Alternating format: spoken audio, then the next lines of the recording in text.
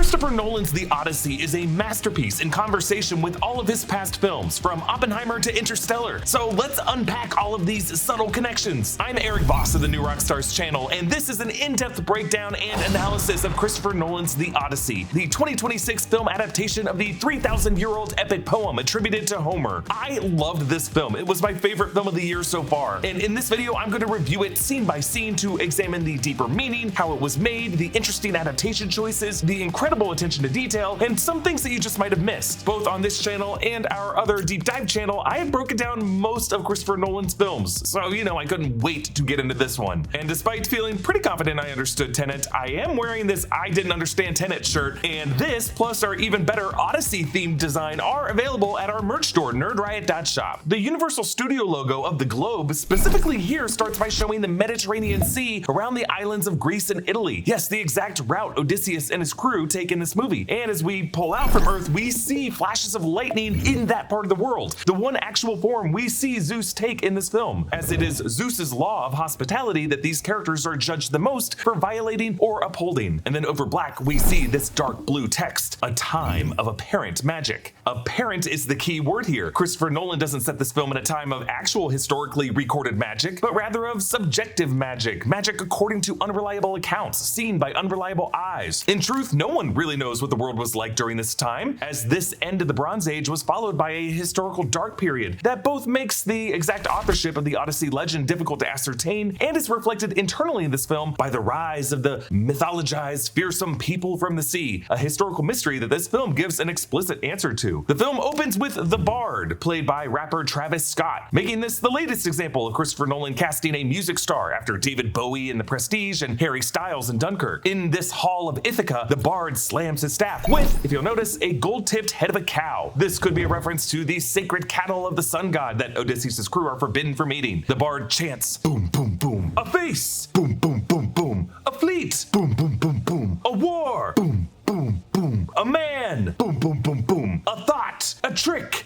to break the walls of Troy, and burning, screaming to the ground. The opening words of Homer's The Odyssey, translated by Samuel Butler in the year 1900, are, "Tell me, O muse, of that ingenious hero who traveled far and wide after he had sacked the famous town of Troy." Now, in that translation, Butler used no poetic meter, but in Greek, Homer's Odyssey is in dactylic hexameter, which is da da da da da da da da da da da da da da da. In Emily Wilson's 2017 translation, she managed to both modernize the language and put it in iambic pentameter. Nolan has cited this exact adaptation and its version of the opening line. "Tell me about a complicated man. Muse, tell me how he wandered and was lost when he had wrecked the holy town of Troy, and where he went and who he met, the pain he suffered in the storms at sea, and how he worked to save his life and bring his men back home. He failed to keep them safe, poor fools. They ate the sun god's cattle, and the god kept them from home. Now, godless child of Zeus, tell the story of our modern times. Find the beginning." And let us go back to the beginning. The Odyssey is the epic poem that's considered the bedrock of all Western literature, composed by an apocryphal figure known as Homer, sometime in the late 8th century to early 7th century BCE, sometime after the Greeks adopted their written language from the Phoenicians. The Greeks first met the Phoenicians either in the late Bronze Age, which would have been 1500 to 1200 BCE, or right in the middle of the Greek Dark Ages, which ran from around 1100 to 800 BCE. I mean, it was really the earliest dates historians are able to trace the Odyssey document back to that mark the end of those Dark Ages. Many historians attribute the fall of the Bronze Age of Greek civilization to the rise of the people from the sea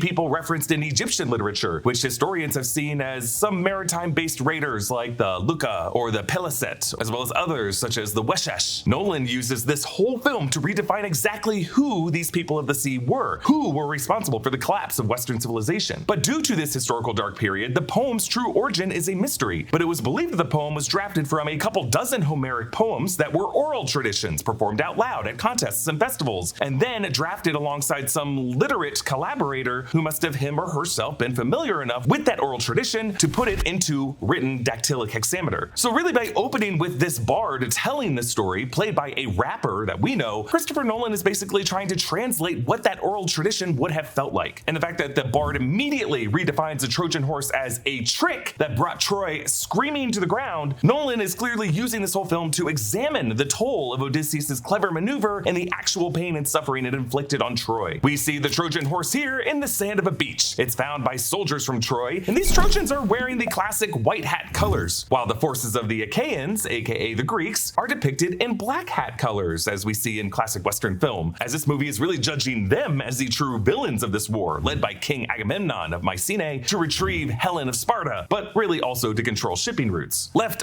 all alone to accompany this horse is Sinon, played by Elliot Page. Sinon does not appear in Homer's The Odyssey or in Homer's The Iliad, but does appear in Virgil's The Aeneid as the treacherous agent of the Greeks here, the one who convinces the Trojans to bring the horse into their city. But in his telling, Christopher Nolan reframes the story of Sinon as just a young farm boy who ended up taking Antinous' draft lot for the war effort, whom Odysseus exploited as a sacrificial pawn, never telling Sinon that they were inside the horse the whole time, so that Sinon would seem believable in his explanation to the Trojans. Nolan really wanted to fix the confusion he had when he first read the story of the Odyssey as to why the Trojans would fall for rolling in a horse on wheels. Like in many art depictions, the wheels were built onto the horse. Who would be that dumb? Well, here, the Trojans wound Sinon, who calls the horse a gift for Athena. The Trojans respond, "Common gods, respect their offer, save it from the waves, take it to Athena's temple. The war is over." Yes, these Trojans see it as a peace offering from the Achaeans to their shared common god of Athena to bless their journey home, and they choose to take this token of goodwill from the waves, saving it from destruction. So by tricking the Trojans this way, Odysseus is totally violating Zeus's law of hospitality and directly insulting Athena. You'll notice in all these opening shots that it just looks incredible. The Odyssey was the first movie ever shot 100% on IMAX film. Ever since 2008's The Dark Knight, Christopher Nolan has been experimenting with shooting more and more of his movies on this format, but always struggled due to the loudness of the vertical film moving through the shutter, making it normally impossible to record any audio during these takes. So for this film, Christopher Nolan and his producer and wife, Emma Thomas, worked with IMAX to develop a new version of the IMAX camera with a new heavy shell cover that muted the sound so that they could record the actors there on set. Christopher Nolan named this device the Keelley after his IMAX collaborator David Keelley, who sadly passed away right after they wrapped on this film and actually received a dedication in the movie's closing credits. In other promos, the actors seem to refer to this massive camera as the blimp because it required multiple men to move, and sometimes the actors could not see their scene partners across it. So to get around that, the crew rigged up a system of mirrors to maintain their eye lines. The Trojans haul the horse out of the surf, and we see that the Trojans roll it not on wheels built into it, but rather on logs that they shaved to avoid scraping the horse, and even wrapped up its tail to avoid any damage. That's how much they respected the Achaeans whom they thought left it. Now, in the distance of this shot, we can see the practical Troy set that Christopher Nolan's crew built. They built this set in Morocco at Ayat Ben Haddou near the Atlas Mountains and covered more than 2.5 acres or over 110,000 square feet, large enough to accommodate 2,000 extras and more than 60 structures. And right now in the movie, we believe we're going to get a full prologue showing the end of the Trojan War, but suddenly we cut away from these images as Penelope, Odysseus' wife, and Hathaway shouts, "Stop! Not this song!" Penelope doesn't want to be reminded of the great war story of the husband who never came home. Like Homer's poem of the Odyssey, Christopher Nolan's film adaptation is not told in sequence, and the full story of the Trojan horse is told in pieces throughout the film. The first part of it by the bard here, and then later by Menelaus as a story of conquest, and then later by Odysseus to Penelope as a story of horror and regret. Odysseus and Penelope's son Telemachus, Tom Holland, complains about the 108 suitors who have taken up residence on Ithaca, hoping to marry Penelope to claim the throne of Ithaca in Odysseus' absence. Penelope tells her son to try casting them out by bringing up Zeus's law. By Zeus's law, she means the custom of hospitality, the idea of seeing every stranger visitor as a potential god in disguise, as Zeus, throughout Greek mythology, would often take a disguised mortal form to test the hospitality of homeowners. These suitors are abusing that law. Penelope is behind this thatched, semi-translucent screen, obscuring her from even our view as she continuously weaves her father's burial shroud, which she insists upon finishing before even considering a suitor. This is actually a clever trick by Penelope. She pretends to be in this devout state of mourning, but every night she actually comes back out and undoes the day's progress of her tapestry. The fact that she's often hidden behind this wall isn't just a vanity curtain to keep the suitors from staring at her too lustily. For us, it's also kind of a way to keep Odysseus from even clearly seeing his platonic ideal wife. Telemachus confronts the leader of the suitors, Antinous, Robert Pattinson, and his fellow suitor, Polybus, Corey Hawkins, who say they remember Odysseus' bad mind for how he strung his cattle. This might be a reference to how Odysseus in the poem feigned lunacy by tying an ox and a donkey to plow and sow fields with salt, all as a way to try to get out of going to Agamemnon's war. Antinous tells Telemachus, "You're pining for a daddy you didn't even know."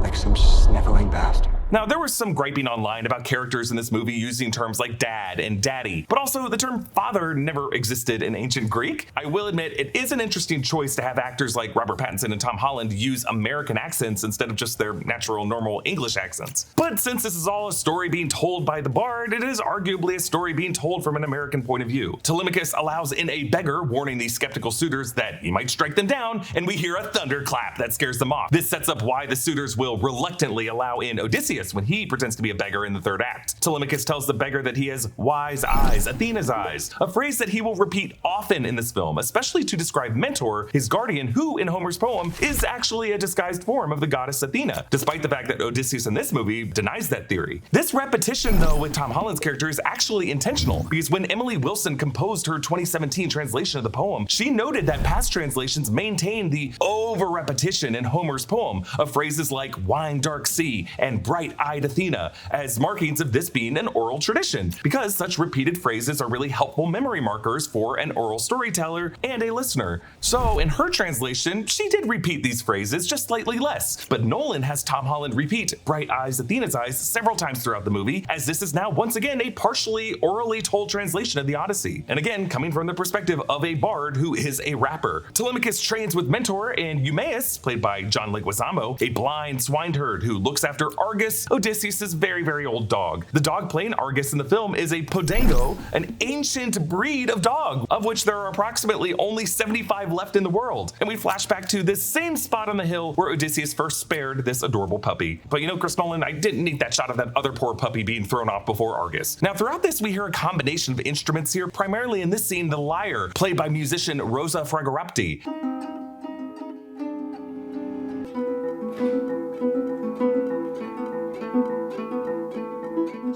Composer Ludwig Göransson was tasked by Christopher Nolan to create a sound fully unique to this world, and Göransson in his research found instruments that would have been popular in music in ancient Greece. And the strings really come together well in this flashback as a younger Odysseus strings his bow, requiring great strength, and then upon completing it, we hear the three notes of the lyre, da da twang. Yes, the bowstring is what provides the final third note of the main theme of the movie. I love it. On this sound effect, we finally see Matt Damon's face in this movie as the epic titular hero. That bowstring pluck will be how Penelope recognizes him later. And I'm just gonna say, isn't it interesting that a wife recognizes her husband by the way he moves his finger in this motion? But he plucks it here to draw the hog out, to make it a fair fight, to fight with honor, even though the hog ends up scarring the crap out of his leg. This guy's never gonna have great luck with pigs. But the wound left on his leg, as Euryclea, played by Kate Fugle, stitches it, will be exactly how this nursemaid later recognizes him when she washes this beggar's feet. I love that they included this character and this particular detail, because it is a big deal in Homer's poem that the slaves serving Ithaca understand their master's bodies even better than their spouses do. It's also interesting how Nolan's take on the Odyssey frames Odysseus as far more honorable than the trickster, liar, and code switcher the hero is described as in Homer's poem. But this is also kind of a trope with Nolan's films, that he likes to prop up his heroes on pedestals, making them superior men filled with regret, rather than them just being, you know, deceitful little shits like men sometimes are in the world. Eumaeus explains how when Agamemnon's fleet appears, Odysseus drafted men by lottery. Now, the first version of events that we hear is that young Antinous volunteered, trying to buy the lot of young Sinon, but Odysseus, sympathizing Antinous' father, made the kid stay behind while taking the original draftee, young Sinon. But the truth we learn later is that this was a lie by Antinous. It was actually the opposite. Antinous was the one who drew the lot, and Sinon begged to go instead, so that Antinous could financially support Sinon's father, which Antinous never did, because he sucks. This entire backstory with Antinous and Sinon is an invention in Nolan's adaptation. It's not part of Homer's text. It's all to tie these characters directly to the Trojan horse and the general theme of breaking Zeus's law. The castle of Ithaca was shot at the 15th century Castello di Santa Caterina on the island of Favignana near Sicily. Italy's Council of Culture allowed them to shoot at that castle for all the exterior shots, but they refused to allow the crew to build a road up to the over 1,000 foot tall hill. So they had to hike and airlift stuff up there every day to shoot. Odysseus Odysseus reveals to Penelope that if he were to refuse to go to war, Agamemnon will take their son, just like how he sacrificed his daughter. Agamemnon's daughter is Iphigenia. Agamemnon had previously offended the huntress goddess Artemis by killing a sacred stag, and Artemis retaliated by preventing his forces from reaching Troy due to strong winds. So to calm the winds, he sacrificed Iphigenia, which ended up being the original sin of the house of Atreus. During this scene, young Telemachus sleeps on the floor facing away from them, which is a little Nolan trope. Like in Inception, the memory of the child that the hero is longing to get home to, always facing away to represent the daddy away at work, starting to forget what his kids look like. Penelope just wants to leave, to take the fastest ship and sail west, hold hands on the deck, chase the escaping sun. She gives him her pin of Athena, which really in this movie serves the function of Odysseus's Inception totem, kind of like Dom's spinning top, a little object that links him back to the memory of his wife. But really in the present, Odysseus is currently on the island of Ogygia as he struggles to regain his memory. Walking with him on the beach is Athena, played by Zendaya, the goddess of wisdom, strategic warfare, and crafts. In Homer's Odyssey, Athena is an active backer of Odysseus' schemes, enraging Poseidon, the god of the sea, who rages against the boat engineering that Athena inspires. Here in this movie, she is the one god we see in human form, but the reason why Odysseus sees her this way comes to light later on. And throughout this movie, every time Nolan reveals Athena talking to Odysseus, it's in the form of a Texas switch of cinematographer Hoyte van Hoytema just shifting the camera in a subtle way so that in one shot Odysseus appears alone, but then as the camera turns, suddenly Zendaya is there. Odysseus asks why gods can't speak in ways mortals understand, and Athena says, "Who doesn't understand thunder, the fire, a child's smile, a good harvest?" Yes, with this line, Nolan outlines the real natural elemental forms that gods will take throughout this movie. On this island with him is Calypso, played by Charlize Theron, a nymph said to be the daughter of the Titan Atlas. Most of Odysseus' journey in the second act of this film is recalled in flashbacks while he's here talking with Calypso, who's really trying to repair his broken mind after forcing him to consume the lotus flower. Actually, having Calypsis be the source of this lotus flower is how Christopher Nolan keeps in a chapter from Homer's poem that he otherwise omits: the lotus eaters, the people on the island Jerba off the coast of Tunisia, who eat this sweetest honey flower that causes their minds to fill with amnesiac peaceful apathy and forget their homes. There are some thematic parallels here with Dom in Inception and the dream version of Mal, who lures Dom into staying with her in limbo forever, while Dom struggles to get back to the reality where there is a family waiting for him. In truth, whether it was Inception or Interstellar or even The Dark Knight Rises, many of Nolan's films have been essentially the story of Odysseus trying to get home. And then back after Troy fell, we see the grave of Sinon with his armor stacked and Troy smoldering in the background. Odysseus faces Agamemnon, Benny Safdie, whose armor is truly gaudy, a kind of polished black chrome that looks like Batman's body armor in Nolan's Dark Knight trilogy. Notice how Agamemnon leads this war effort, but we never actually see him fighting anyone. The black braid of his helmet is lined with these golden vertebrae, and I think it's all to foreshadow this guy as kind of a cursed walking dead man, a future skeleton for what he did to his daughter. Odysseus tells his men that they're going to take the risky southerly route, hoping to take advantage of those winds to get home faster than Agamemnon and Menelaus. Among his crew we meet here are Eurylochus, played by Himesh Patel, his second in command and husband to Odysseus' sister, and Polites, played by Andrew Howard. Others on Odysseus' crew include Anchialus, played by Will Yun Lee. We actually later see him taking the beeswax out of his ears and swim into the sirens. Rest in power, King. There's Cepheus, played by Jimmy Gonzalez, Menitus, played by Jesse Garcia, Ilis, played by Ryan De Quintal, and Elpenor, played by Giovanna Depo. He's the one who translates the goat herder in the first village that they raid, who later gets thwacked against the cave wall by the Cyclops. Rest in power to you too, King. Odysseus will return to the underworld to honor you and put you at rest. And Antiphates, played by Josh Stewart, a past Christopher Nolan collaborator. He played Barsad in The Dark Knight Rises, and he actually voiced Case, the robot, in Interstellar. For the main boat of his fleet, they used the world's largest modern Viking longship, the Draken Harald Harfagr. It's 35 meters or 115 feet long, and they actually sailed this boat throughout the Aeolian Islands in the Mediterranean Sea. Christopher Nolan drew an actual map of the fictional and real islands that chart Odysseus' journey. The places Odysseus visits in Homer's poem are believed to be based on real-world places in the Mediterranean, and on this map in the behind-the-scenes shot, you can see the Aeolian Islands, Lipari, which is where he set the Siren Rock on its western shore, Vulcano, and then Basilazzo, which is where Nolan set the Scylla Rock, and to the western shore, another rock forming the Scylla Pass that Odysseus later chooses to take to avoid the Charybdis whirlpool. Actually, the Aeolian Islands are believed to be the inspiration of the mythological Aeolia, the island kingdom of Aeolus, ruler of the winds, a floating island surrounded by a wall of bronze that Odysseus visits in a chapter that this movie omits. They first stop at this island where a goat herder says they abandoned their village, fearing these Greeks were the people from the sea. It's kind of like this movie is telling us throughout what the answer to the question is, and they actually filmed this part on the Sicilian island of Tathagnana, the Goat Island, which is believed to be the place where Homer envisioned Odysseus landing at this point in the story to barbecue some of those goats. The villager warns that this crew won't like what's ahead. But now, feeling confident, they land on another island and follow a single sheep up a trail into a cave. They actually shot this in Nestor's cave in the Peloponnese region of Greece, in a space measuring 65 by 52 feet with a vaulted ceiling only 95 feet high. It's actually been used by humans since the Neolithic period. They turned this cave into a practical soundstage. It's so cool that they shot here. In this cave, Odysseus' crew finds bags of cheese on the walls. This comes from Homer's description of the Cyclops making cheese from sheep or goat milk and dry storing it in wicker racks. Historically, this is considered to be the origin of feta cheese. And now the giant Cyclops enters the cave. This Cyclops is named Polyphemus and is played by Bill Irwin, a performer who worked with Christopher Nolan to puppet the movement of Tars in Interstellar and voice the robot. Polyphemus' design in this movie is gnarly. One human eye twisted sideways so that it opens and closes vertically, along with a human nose that's also just kind of stretched and twisted to the side. This visual effect of his size scaling was accomplished practically using some old school filmmaking techniques of Ray Harryhausen. They shot Bill Irwin on one plate with a scaled down cave entrance model for the background, and then they shot Odysseus' crew on a separate plate reacting to him in the foreground, and then they used forced perspective to visually trick our brains into merging the two. They also built a practical 60-foot anthropomorphic animatronic puppet so that when the Cyclops sleeps, that is a real puppet that the actors are sneaking past. It's similar to the way Stan Winston's team in Jurassic Park were able to build a super lifelike sick Triceratops that the actors were able to touch. This amounts to a horrifying sequence. A huge hand bursts out of the darkness to grab a soldier, and we see that soldier still kicking in Bill Irwin's hand, which must mean that Bill Irwin was holding a smaller motorized puppet, and then he bites off the head and the arm, and that severed arm drops out of his mouth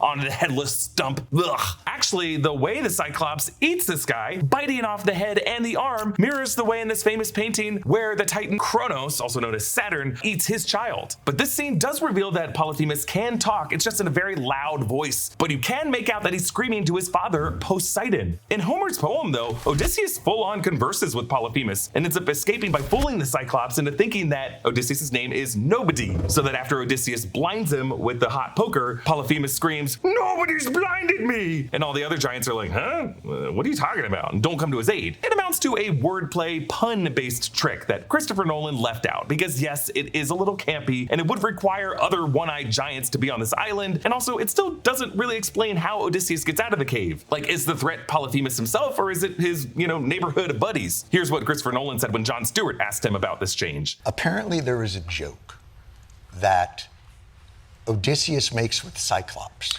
Yes. He was very upset that was not in the movie. I understand. Mm-hmm. It's a pun. Puns in translation are tough. Do you do a lot of puns in your monologues every night? We do sometimes, but only because we write the show at a 5th grade level. It's a slightly different. There you go.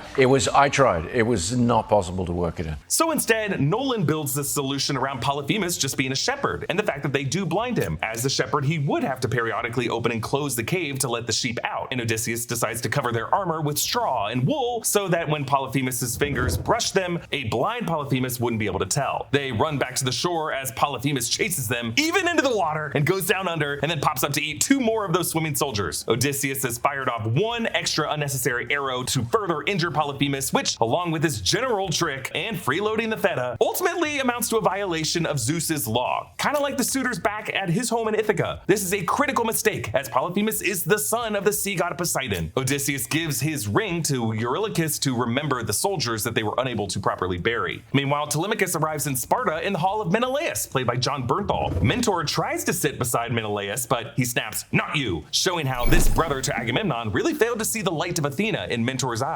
Seated on the other side of Menelaus is Helen of Troy, played by Lupita N'yongo. We are at the wedding feast of Menelaus and Helen's daughter, Hermione, who in Homer's Odyssey marries the son of Achilles, Neoptolemus, a promise Menelaus had made to Achilles during the Trojan War. Menelaus refers to Helen as her well-known moniker, the face that launched 1,000 ships, but maybe now just 500, he says, as he turns her face to show that he scarred it. Yes, it's implied that Menelaus did this to punish his wife for absconding with Paris. Helen of Troy is described in Homer's Odyssey as the most beautiful woman in the world, but really nothing further specifically about her physical description besides a line in the Iliad where Homer called her white-armed. But historians believe that that wasn't a reference to her race, but rather just how people with high social status were described, because it was said that if you didn't work out in the sun tilling the fields, you would just have white arms. It wasn't until a century after Homer's Odyssey that poets started to describe Helen with terms that translated to golden hair or blonde. And then 2 years after that, in Euripides' play Helen, it details the origins of Helen's birth as the offspring of Zeus, who was taking the form of a swan and mated with Leda, the wife of a Spartan king, and that Leda produced an egg that Helen hatched out of. So all of this discourse around the casting of Lupita N'yongo as Helen, someone who hatched out of an egg, I think is really just trying to force this movie into a culture war narrative that I really don't think Christopher Nolan is that interested in. Either way, Nolan does choose to have Menelaus scar Helen's face here, which is another thematic example of these warmongers being the barbaric sea peoples that destroyed their own beautiful civilization. Thanks to ZocDoc for sponsoring today's video. The last thing anybody wants to do when it's nice outside is spend all day navigating a phone tree to find a doctor, or worse still, sit in urgent care for a few hours because the phone tree was a waste of time. I had a stomach issue after a cookout a few weeks ago, and I just did not have the spare energy to deal with any kind of hassle. Luckily, ZocDoc made it easy to find a doctor near me who is taking new patients instantly. ZocDoc is a free website where you can search and compare high-quality in-network doctors and choose the right one for your needs. They make it easy for you to see a doctor quickly without having to spend hours looking for one. ZocDoc has more than 150,000 providers across all 50 states with more than 200 specialties. My favorite part is that you can see the doctor's actual appointment openings and instantly book a visit without having to get one on the phone. No waiting, no back and forth, no extra effort when you already don't have the energy for it. ZocDoc helps you get appointments fast, typically within just 24 to 72 hours of booking, and you can even score same-day appointments. They also have the option for in-person or video visits. For me, dealing with a stomach bug, it was perfect. I just hopped into a video visit within a few hours of calling, got a prescription, and was back on my feet in 24 hours. Taking care of your health just got easier thanks to ZocDoc. Head to ZocDoc.com/newrockstars to find a doctor that's right for you. Thanks to ZocDoc for sponsoring today's video and helping make it easier for all of us to look after our health.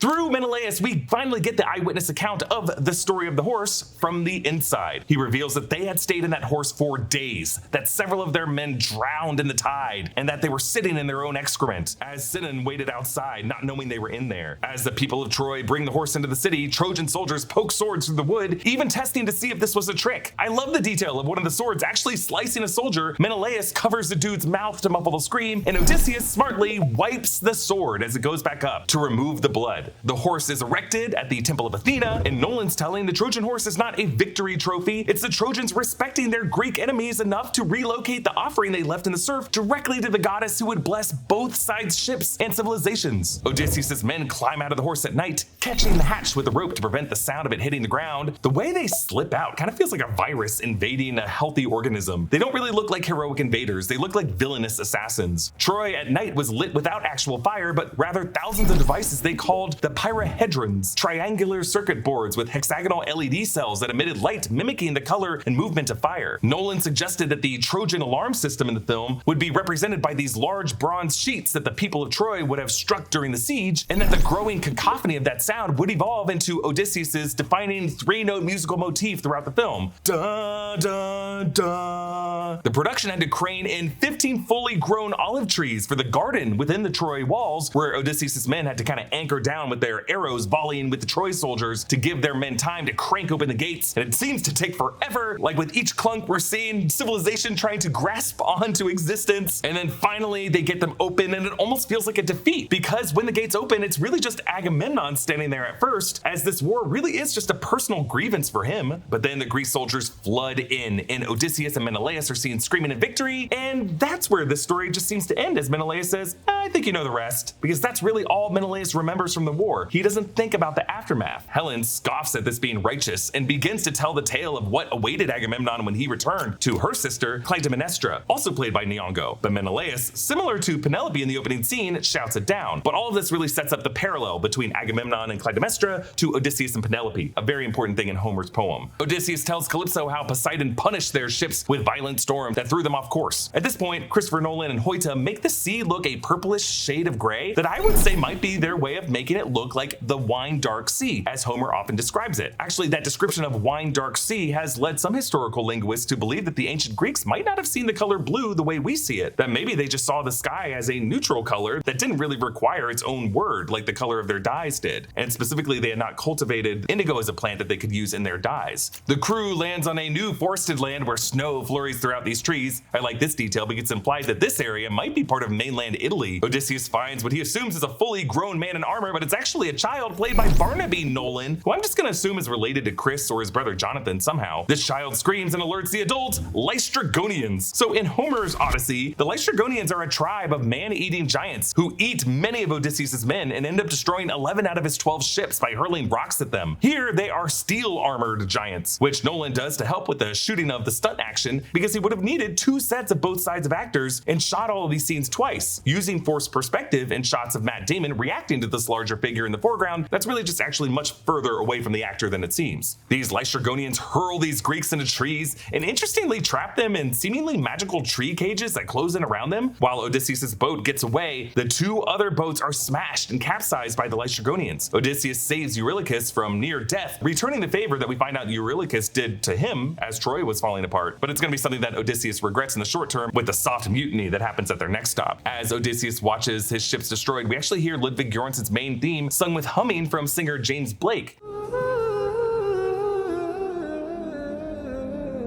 Onto Aea, as Eurylochus and Polites mutiny and leave Odysseus behind while they find Circe's cabin, passing a lion, a panther, a leopard, a tiger, animals that would not be native to this region at all, but Homer describes Circe's island as prowled by strangely docile lions and wolves. Obviously, these are past men whom Circe has shapeshifted. Circe is a witch, or perhaps a nymph. She's the daughter of Helios, and she's played amazingly in this movie by Samantha Morton. As the men eat her stew, they find themselves unable to stop eating, tethered to the soup via these long strands of tripe that get stuck in their throats. Circe sings this sweet little incantation as she grabs their ears and faces and ends up molding their faces like clay, stretching out their ears into pig ears and their full faces into snouts. It's so awesome. I love this sequence. Odysseus finds Circe casually washing these pigs who just squeal and surround Odysseus, clearly trying to warn him, meaning that they still have the minds of the men. And finding the ring he had given Eurylochus, Odysseus wises up to what's happening and grabs Circe's crow, whom Circe implies to be her sister. Actually, in Greek mythology, Circe's sister is Pasiphae,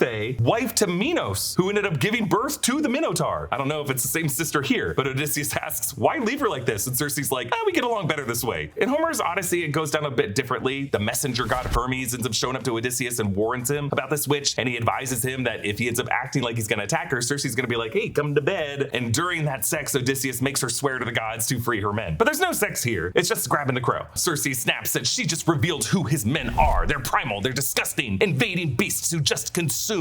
I mean, Samantha Morton, again, just amazingly rageful as this witch. But giving in to Odysseus holding her sister crow, she ends up singing again and whispering, back into your disguises. Ooh, I love this line. The idea of identity concealment and disguise is such a huge motif in Homer's Odyssey. Odysseus is really a talented code switcher and a master of disguise. It's really a virtue of Zeus, who also just loves surprising mortals by taking various forms. So here, Circe says, back into your disguises, to remind us that these armored soldiers of honor are actually disguises worn by savage beasts. That is a common feminist critique of Zeus, someone who takes the form of an animal and doesn't always wait for consent. After getting away, the crew sails to the underworld, aka Hades. The underworld sequences were all filmed in Iceland in the month of June, during the eerie, all-day light to the midnight sun, in desolate terrain under windy and rainy conditions. Nolan chose Iceland to represent Hades because its cold, remote landscape felt as far as possible from Odysseus' Mediterranean home. They dig a hole and fill it with sacrificial livestock blood, and from the black soil rises Sinon, as well as the prophet Tiresias, James Raymar, and all of the veterans of Odysseus' campaigns. Now Sinon corrects that he begged to take Antinous' rightful place when Antinous was drafted, but Antinous offered payment to his family, and now Sinon gives the lot back to Odysseus to, quote, give Antinous back his shame. Sinon shames Odysseus, asking, did you have to lie to me? Again, we see the theme of the noble lie, which is really a common theme in Nolan's work, from The Prestige, where Borden lives a double life, lying to his wife for a noble cause, The Dark Knight and A Dark Dark Knight Rises, where Batman and Commissioner Gordon lie about Harvey Dent, and Interstellar, where there was the lie of the Plan A to save Earth, the noble lie that was also revealed in a Matt Damon scene. But Sinan is right to explain that there was nothing noble about a lie that amounted to a trick that destroyed civilization. Agamemnon's ghost finally speaks, saying that when he came home, Clytemnestra played the part of washing him but then murders him in his bed. In Homer's poem, Agamemnon is murdered by Aegisthus, the lover of Clytemnestra. Agamemnon asks if his son Orestes avenged him, and Odysseus is like, But actually in the text, Orestes does return to Athens and kills both Aegisthus and his mother Clytemnestra, bringing about the curse of violence begetting violence in the house of Atreus that would become the plot of the Oresteia, the trilogy of plays by Aeschylus. Agamemnon advises Odysseus to not make his same mistake, and that when he gets home, to not just walk in the front door expecting garlands and praise, but rather to come in disguise and take his time. Tiresias prophesizes Odysseus' next step of the Sirens, Charybdis and Scylla, and the island of the sun cattle, but also in Homer's poem, prophesizes Odysseus' eventual return journey to honor Sinan's request. In this sequence, I was hoping to see an appearance by Achilles, who, at this point in Homer's poem, laments to Odysseus, "I would rather be tied to the soil as a serf than be a king of all these dead and destroyed." These amassed souls of Odysseus' soldiers chase Odysseus back to his ship. These are the men who will be waiting for Odysseus' return to honor them. Now Odysseus recalls to Calypso hearing the songs of the sirens. He instructs his crew to tie him to the mast while filling all of their ears with beeswax. I like how the sound of Himesh Patel putting the beeswax in is kind of like how it sounds like when we put in earbuds. And as the ship approaches the siren rock, the music we hear is the aulos, which is a double reed set of pipes played simultaneously by one musician, something that comes from ancient Greece, played here by Callum Armstrong. We don't have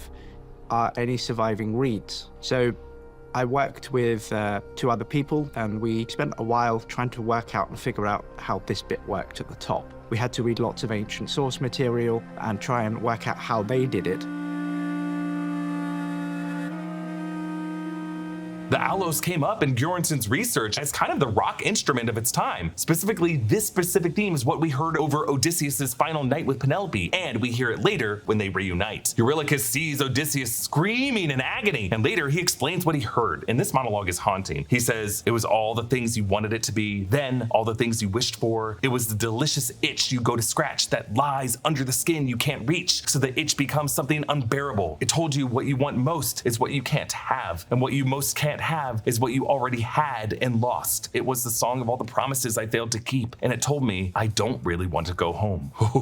All of Nolan's films can really be interpreted as the filmmaker trying to work through himself, pouring himself into these passion projects overseas that take him away from his family, or at least his kids, because his wife Emma is there with him, as he toils through the challenges so that he can work and earn his way back home. It kind of sounds like for Christopher Nolan, his biggest fear is that deep down, this creative artist keeps doing this to himself because part of him doesn't want to go home and grow old. Now the crew pilots past Charybdis, the monstrous whirlpool from this part of Homer's poem. By the looks of it, it's a somewhat practical whirlpool that they somehow generated, but Odysseus orders them to sail closer to the rocks where Tiresias told them another monster resides, Scylla. Scylla is described in the poem and depicted in art as a maiden with a serpentine body and 6 dog heads, but here we only see these dog heads from long snake-like necks grabbing half of the crew and pulling them into a cave in the rocks where I guess the rest of her body is unseen. Modern scholars believe that Charybdis was said to have been located in the Strait of Messina off the coast of Sicily and opposite a rock on the mainland identified with Scylla. And a whirlpool does actually exist there, caused by currents meeting, but it is dangerous only to a small craft in extreme conditions. The crew proves Tiresias right by eating the sacred sun cattle, and they end up facing a violent storm where the harsh hand of Zeus kind of chops the ship in half, and Odysseus gets left on one half of the ship while Eurylochus and the rest drown in the other half. We actually hear someone screaming, "Charybdis!" suggesting that this storm has swept them all back out to the whirlpool. In Homer's poem, Odysseus, after being separated from his doomed crew, does get sucked back into Charybdis' maw, but he ends up surviving by clinging to a fig tree. And all of this brings Odysseus to Calypso's island. She reminds him that she found him with the wreckage of his boat and eased his pain with the lotus flower that shifted his physical pain to a pain in his mind, fogging his memory. She says that she fell in love with him and that they were happy together for 7 years. But she tells him that the marriage was never happy because she found him clutching an object, Penelope's pin of Athena, and he begs, Odysseus.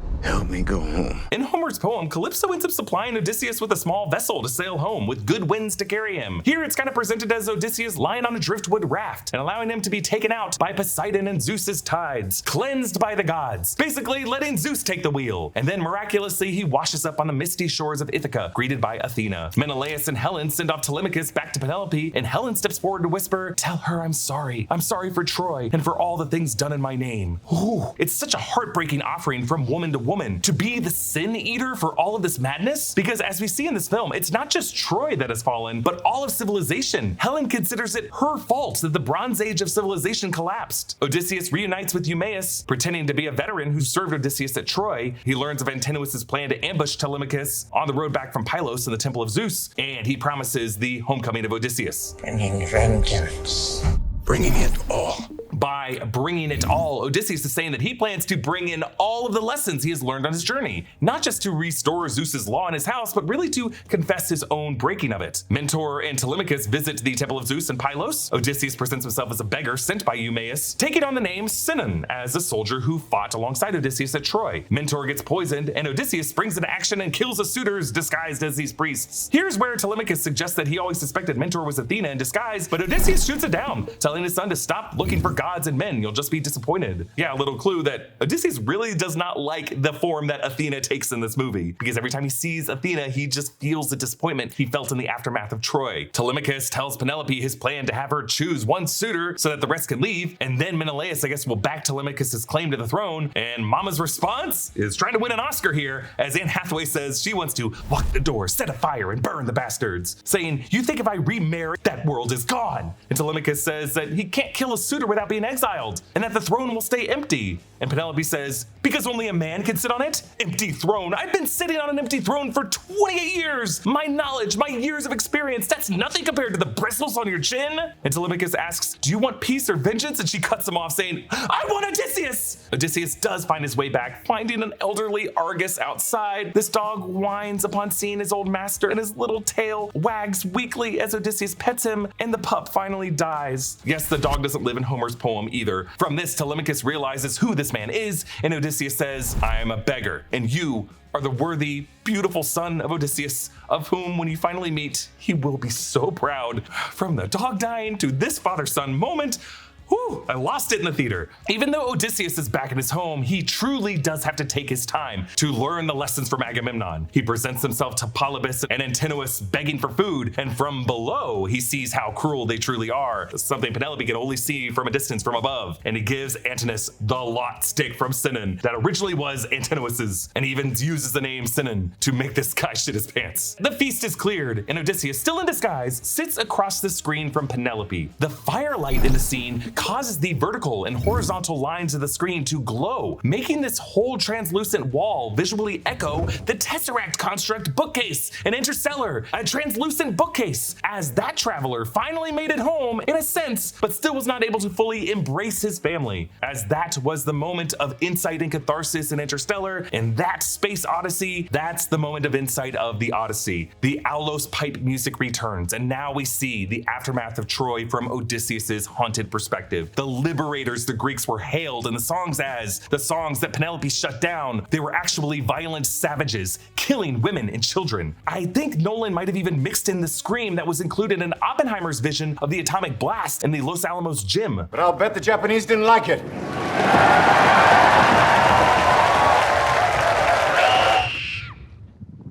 Yes, this moment is fully in conversation with Oppenheimer, a movie that some, like Spike Lee, criticized for not showing the actual horrors of the human suffering of Hiroshima and Nagasaki, and really left it all in Oppenheimer's mind. This time, Nolan does show the audience an eyewitness's view of the death of civilization wrought by Odysseus' innovation. Like, don't you think it's interesting how throughout this movie, the Trojan horse is even propped up in a specific way, lugged around kind of like the device was in New Mexico throughout Oppenheimer, handled with great great care, erected vertically, and ultimately by the end of the movie, consuming the world in flame. And we finally learn that the reason Athena is the one god we see take human form in this movie, seen only by Odysseus throughout his travels, Zendaya actually just played a young innocent woman of Troy, slaughtered on the steps of Athena's temple. Ever since that moment, that ghost has stalked Odysseus in the form of the goddess of wisdom. That's why earlier when Odysseus asked Athena why the gods don't speak more plainly to them, Athena responded, "Who doesn't understand pain?" The pain that she's talking about is the pain that Odysseus has upon seeing the slaughter of the original girl who took this form. Actually, it's funny how in all the interviews Zendaya gives in the behind the scenes promo, the outfit she's wearing is that big reveal hidden in plain sight. Odysseus says that with the trick of the Trojan horse, they broke Zeus's law forever. He says, quote, "We lived in a world of palaces, trade, and language, blind to its beauty,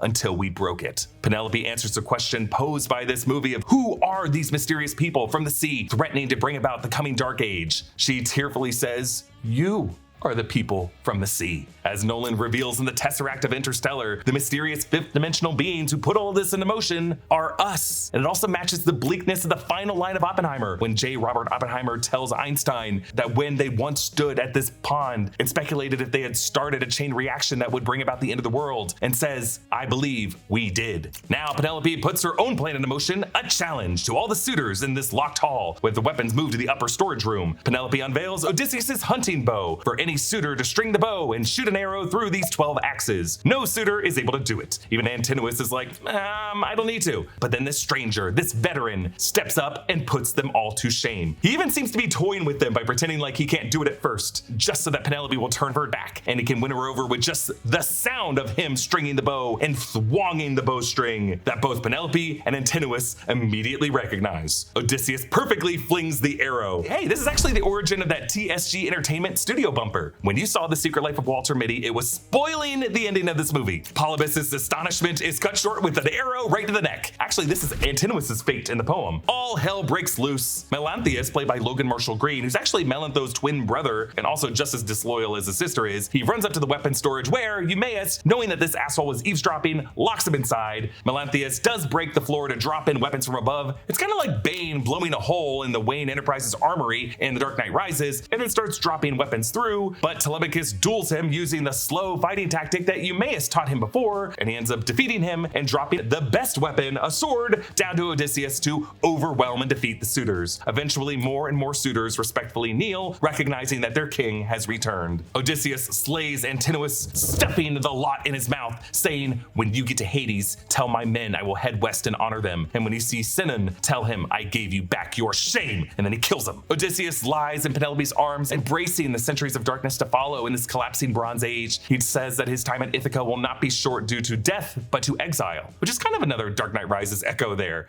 Death or exile? In Homer's poem, there is one final test from Penelope where she arranges to have their bed moved to a new room, but Odysseus corrects that that would be impossible because their bed frame is carved out of a tree that he planted beneath their room. So upon hearing that correction, Penelope knows that this is her husband. Now, there is no mention of Odysseus' life after his homecoming in the poem. However, Tiresias' prophecy in Homer's poem does foretell that Odysseus must someday go on this return journey before he can die of old age. So I love that Nolan ends his film by actually showing us the beginnings of that journey as they leave Telemachus behind to take the throne and make good on their promises to each other to take their fastest ship, clutch hands on the desk, and chase the escaping sun. It kind of recalls the Grey Havens sailing out west at the end of Frodo and Bilbo's journey in Return of the King. Odysseus indicates that the songs remembering this tale will be all the future has to remember, an era with limited written communication. And as they hope that civilization will rise again, we're left with Odysseus' vision from the night Troy burned, the Trojan horse itself being consumed in flame.